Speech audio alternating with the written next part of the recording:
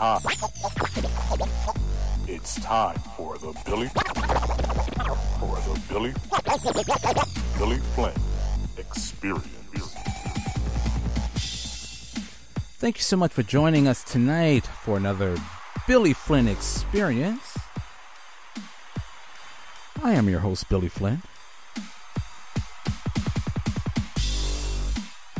Once again, thank you so much for joining us on a Tuesday night. Not quite the hump day midweek, but we're almost there. Hope everyone is having a wonderful start of a new week.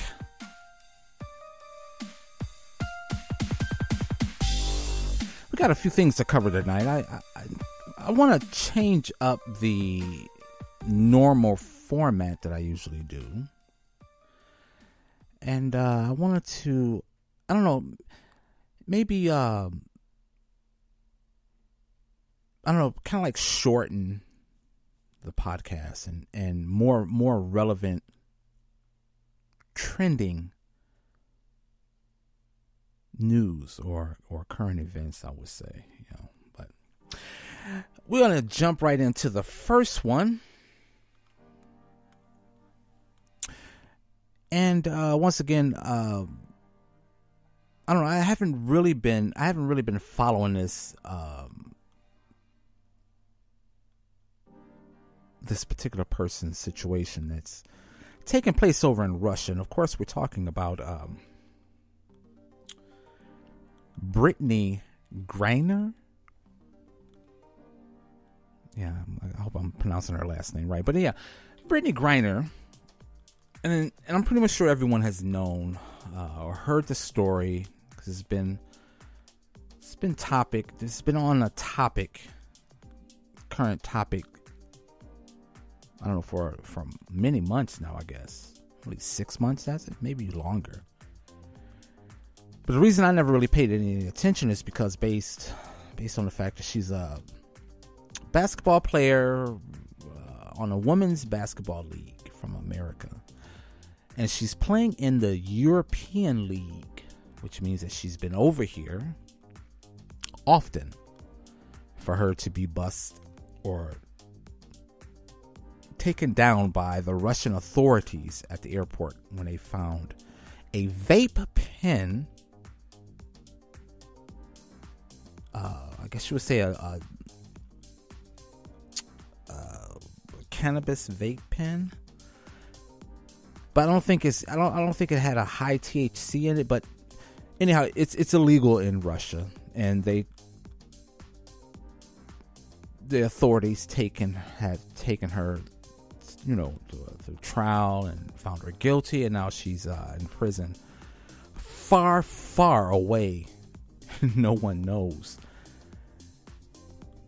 And then, what struck me about this, like I said, I've heard about it, I've been reading about it, but I didn't really care to really talk about it because I kind of figured that, she has handlers, she has coaches, she has teammates.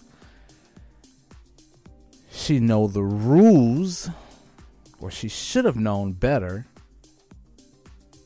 And I don't know, the full story, we may never know the full story because all we know that they could have planted that on her for whatever reason. But they're saying that she was caught with the vape pen in her belongings. And again, it's against the law to have cannabis in Russia, which is kind of like an oxymoron, because we all know that the system of Russia and the politicians are corrupt. Everybody knows that. That's not really anything shocking. So, of course, this is I wouldn't even say it's a political move, because being that Miss Griner is a black woman from America, I mean, Dave Chappelle even joked about that black people are the worst bargaining chip when it comes to anything political in another country. They don't care. They don't give a shit about Black Americans. But anyhow, she's taken away. No one knows. She's far, far away, and she's reporting that she's living under very harsh conditions, like slave conditions. I mean, it's not funny, but she's now seeing the brunt of her poor judgment. And of course, it's all over the different social media sites. So I just thought it was very interesting because, again, her being a professional basketball player, traveling in Europe, making money, doing what she loves doing, and she has no handlers or no coaches or no briefing, and it just seems kind of reckless on her behalf. But then again, I can't really 100% believe that, because who knows what the real truth is. So the only thing I can say is, there's plenty of people in America in the jail systems right now because of cannabis. And even though there are many states have legalized the smoking of cannabis, but there's still people in the prison systems convicted of possessing or selling or distributing, however you want to say it, of cannabis. So just because she's over in Russia, I mean, I don't really have that much sympathy, because again, she was making money throughout Europe in the basketball league. Many people will never have that opportunity that she possessed at one time. For her to recklessly be caught with something that is illegal in the country. So only thing I can say is I wish her luck. But being that, as it's reported, that she's far, far away on some prison colony somewhere, that her loved ones and her legal team can't get in contact with her. Again, it's not funny. I shouldn't laugh. So, but again, once I say I wish her luck, and hopefully they will be able to work something out with America and I don't know, have her released. So I wish her luck. So anyways,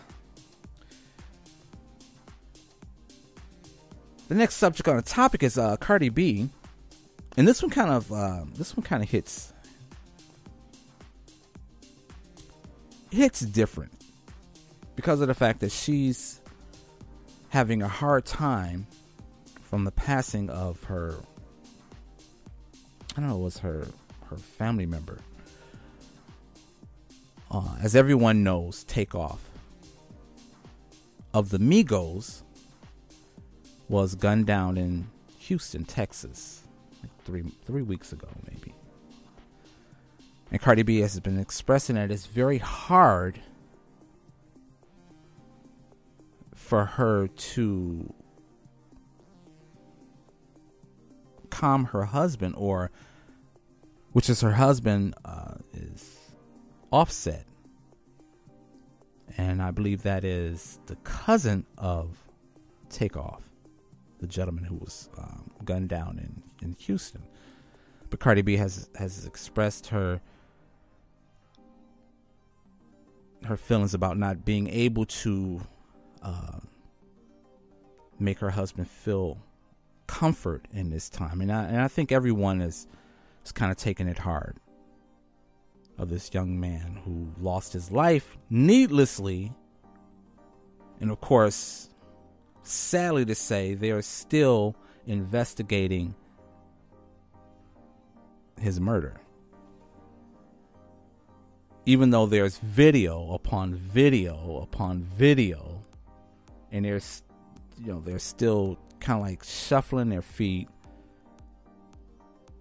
on that whole situation of his murder. So I just wish that I would send positive energy to Cardi B and hope that she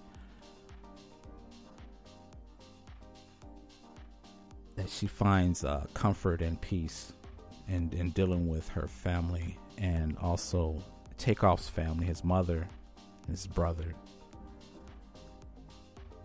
his other siblings, that they will find peace during this time. Because I know it's very, very hard. It's very, very difficult, I know.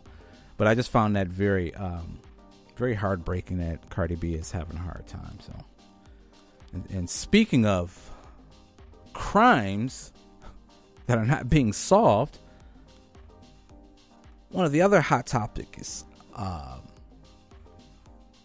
been trending is the young lady who lost her life in Cabo, Mexico. And I'm talking about Shanquella Robinson.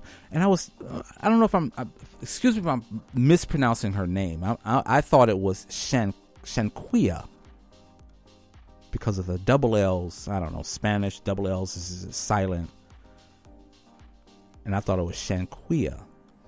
So I don't know if I'm pronouncing it wrong or mispronouncing it. So please forgive me if I am. But I'm just going to say Shanquella Robinson, and how she was viciously attacked by her so-called friends in Cabo, Mexico. And that's another very, very, very sad situation because it happened over a month ago. And I don't think what a lot of people that are following this story really understand the impact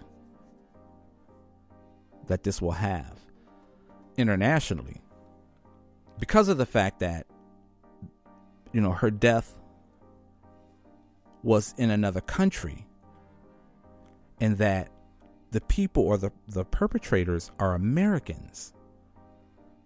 So the Mexican government is not going to move that quickly on this because it has nothing. It wasn't involving anyone of Mexican citizenship. And I think that's where the prolonging of this whole situation, and many people have been blogging about it. It's been trending. And the only thing that people are really concentrating on, yes, there's, from what has been said, there's 3 different tapes. Okay, they found a third one, so there's 3 different tapes, recorded tapes on her brutal attack by her so-called friends. And if it wasn't for, I don't know, Twitter and TikTok, I don't know about Facebook, but I know Twitter and TikTok have been really on top of this. And of course, the other content creators on YouTube have been on top of this. So it's been a trending, and people have been putting the pieces together, connecting the dots that the Mexican government or authorities have failed to do. And only because of the pressure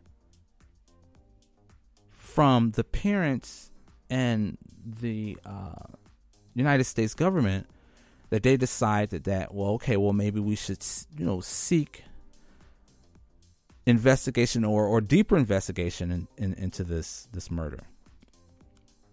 So they're going back and forth with the Mexican government, the State Department, and the FBI. They're going back and forth. And I know for certain that the Mexican government is very corrupt. The police are very corrupt. Everybody is on the take. Everybody has their hand out. And one thing that sparked my interest in this whole situation was, one, that, again, because of the officials in Mexico, the reason that they're not really taking this, they're not taking it serious at all. So the reason being is that it doesn't involve anyone of Mexican citizens. If the perpetrator was Mexican, then they would do an investigation. They would have more pressure from the American government to do more of an investigation. Or if the perpetrators were Americans and the victim was Mexican, then it would be a completely different story. But being that both parties are from America, they don't care. And I doubt very seriously anytime soon this is going to drag on. This is what I think is going to drag on.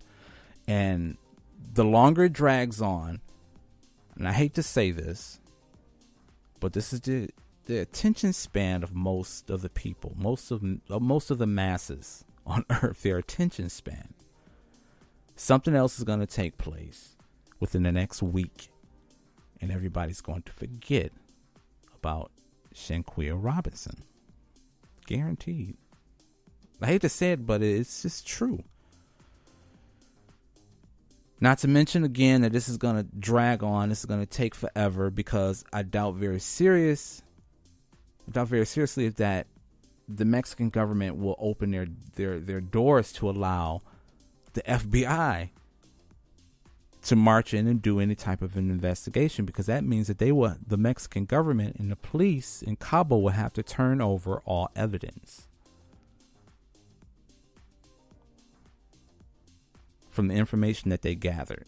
They would have to turn it all over so the investigation can be complete, or it can be substantiated by the FBI or whatever part of the government, federal government, that will have to go down there to do the investigation. And I don't think that the Mexican government can automatically demand extradition. I'm not for sure, but I don't think that they can demand extradition without there's some type of cooperation with the American federal government or the FBI. So either way, this thing is going to drag on. And I really, it's really sad. It made me think that you have to really be careful at who you call your friends. Just never know who is really in your corner. Or your friends or your family, it doesn't matter. You just never know. But that's very, very sad. I will be very interested to see how this turns out. I'm going to keep an eye on it. I'm going to keep reading on it because, again, I know from my limited knowledge of travel going back and forth into Mexico. I know I did a couple of jobs in Mexico at one time where I was there for 6 months on a photo assignment. And some of the things that I've seen, some of the things that were told to me by Mexican citizens. So I have a little bit of knowledge of how corrupt it is in that country. But, you know, that's a whole nother subject. So, again, I'm going to keep my eye on this. And I hope that there is some positive outcome soon with this Shanquella Robinson case. But again, in my opinion, I think this is going to drag on for quite some time. So, okay, we're going to go right into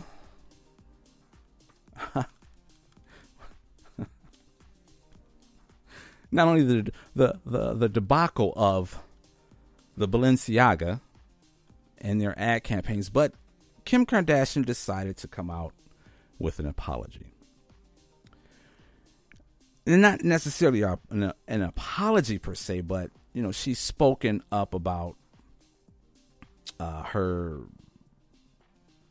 wanting to distance herself from what's happening, from what happened or what has taken place with the company. So, she put out a statement. I'm going to read a little bit, because this is not really, again, this is not her,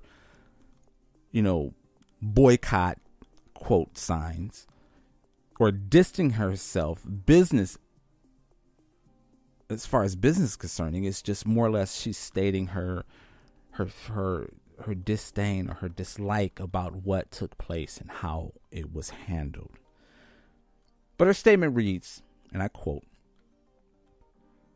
"I have been quiet for the past few days, not because I haven't been disgusted and outraged by the recent Balenciaga campaign, but because I wanted an opportunity to speak to their team to understand for myself how this could have happened." I'm going to stop right there, because she knows how something like this happens. She's in the fashion business. She's in the fashion world. She was married to Ye. Everyone knows that Ye has been in the business of entertainment for the past 20 years. Almost 20 years. But he has been in the business, the entertainment business. So I'm pretty much sure she knows how the business is run, especially the fashion business. So for her to even say that she had to talk to her people to see how something like this would have happened, okay, I call, as they say, cap. That's BS. She knows. Okay, so she continued to say, and I quote, "As a mother of 4, I have been shaken by the disturbing images." Stop.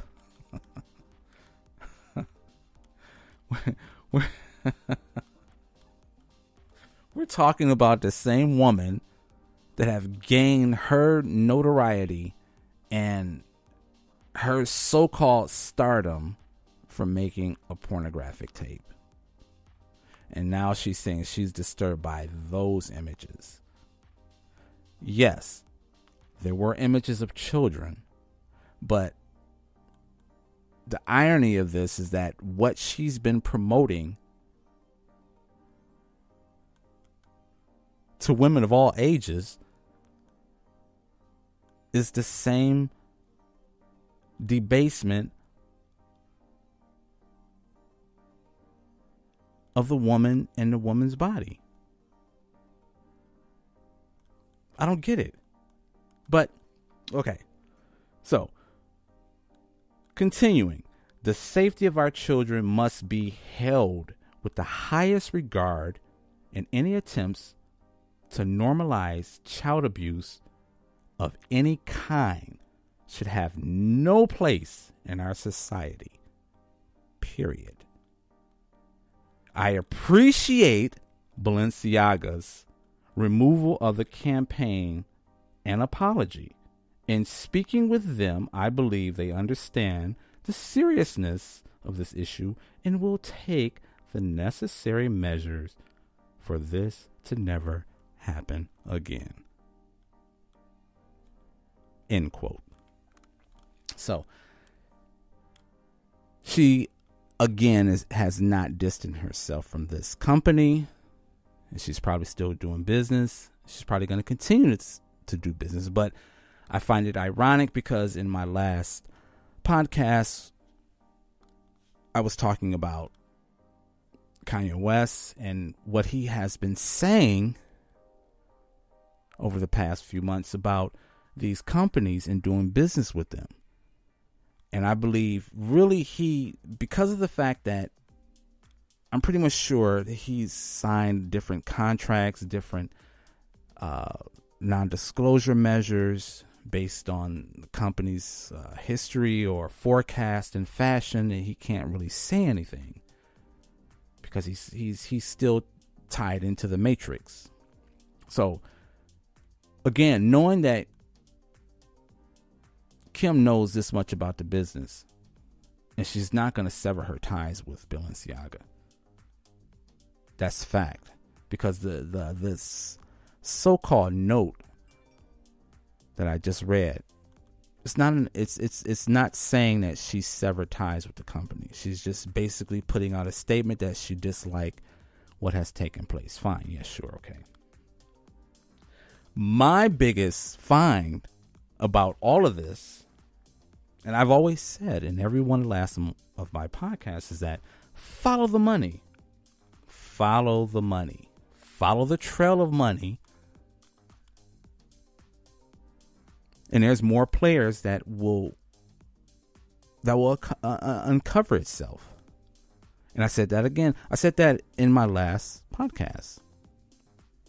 Is that for the company, I wouldn't necessarily, directly blame the company as a whole, or even the creative director, which is Dimna, Vasalia Dimna, because of the fact that there's many different departments to put together an ad campaign. There's many different levels. There's many different channels that the editing, the photographs, the overall layout. Then you have the people, again, you have the people who are in charge of the project. You got project managers. You have the art director. You have the graphic designer. You have the editor, the typesetter. Then you have the proofreader. Then you have on the other side of it, you have the agent. You have the agencies, the managers of the models. And if the models are of children, then you definitely have the parents involved in all of this. And all of these different channels, and then no one has stopped and said, okay, wait a minute, hold on. So, being that I'm not all into the conspiracy theories, I do research. And from my research, again, there's two different women that stuck out to me. And anyone that is listening to this podcast, just Google these people and you will unearth a lot of disgusting businesses that these people have been involved in. And the two people, I'm going to give you the first person here.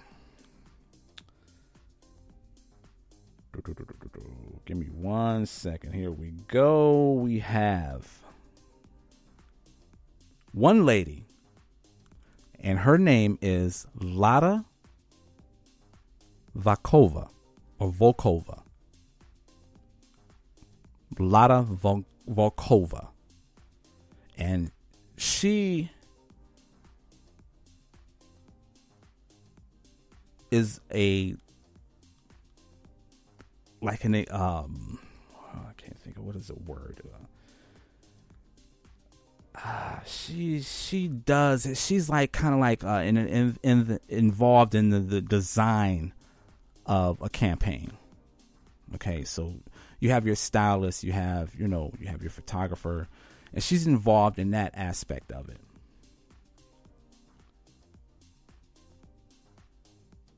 But one thing that I found out about her is that how she has an Instagram which has been taken down, and some of her design work has been captured and it's on the internet. So if you Google her name and you Google her work, there's photos that will come up, and these are like years ago.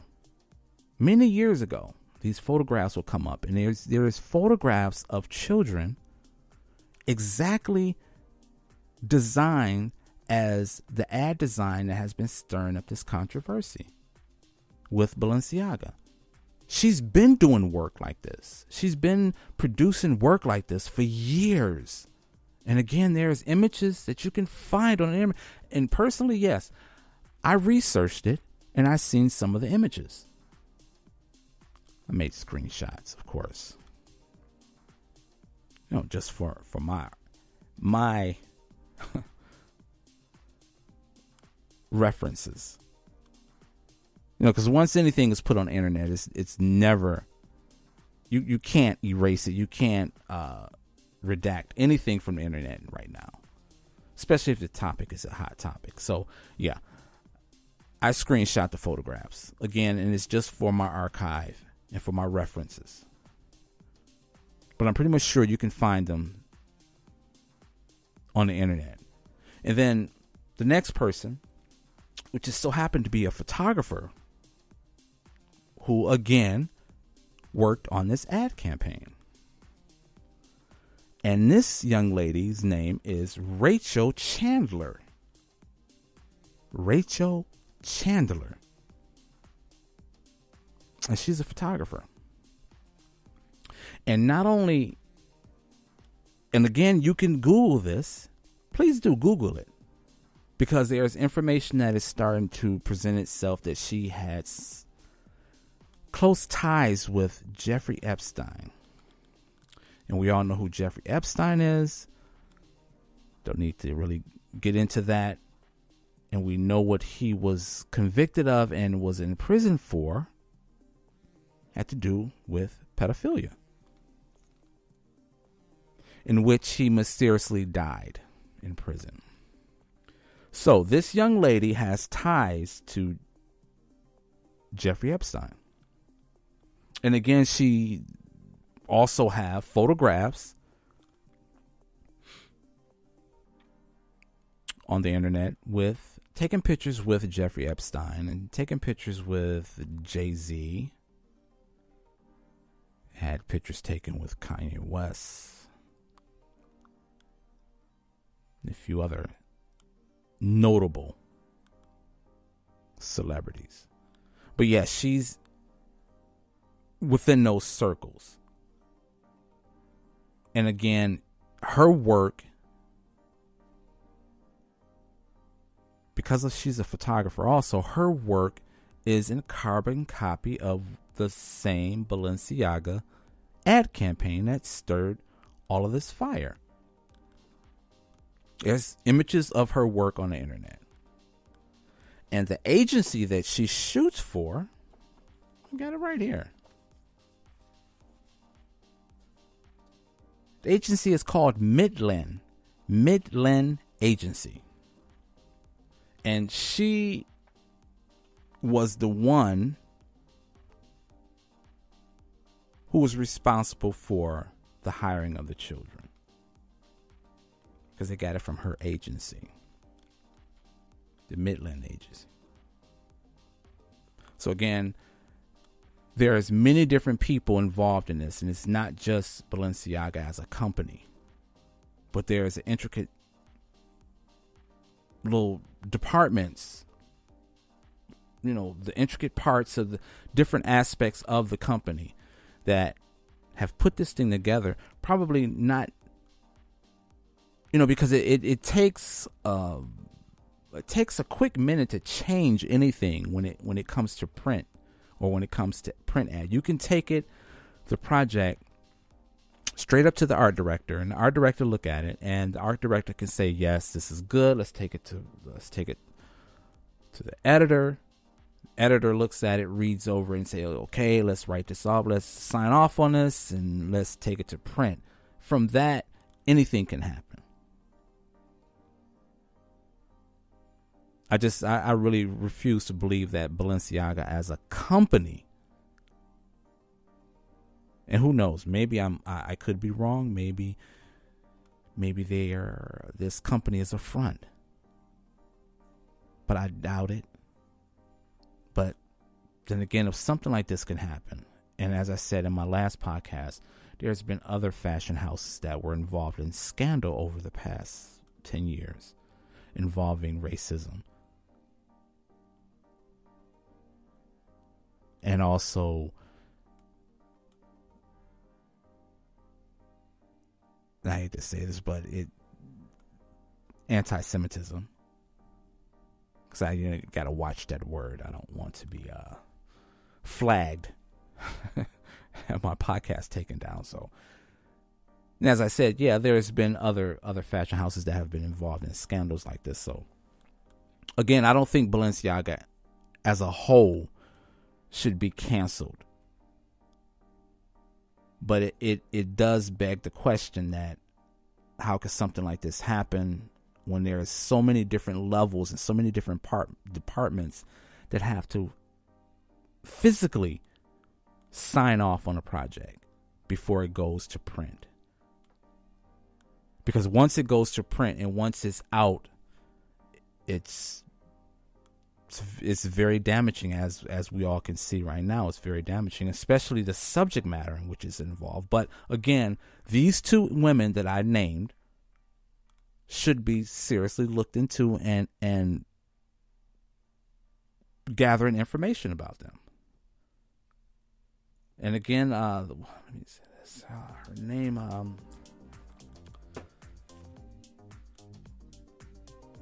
Rachel Chandler and Lata Vankova.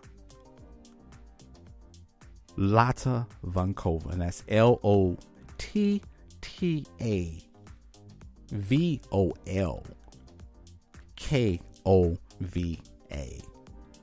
Lata Vankova, and she's a very, very frightening woman.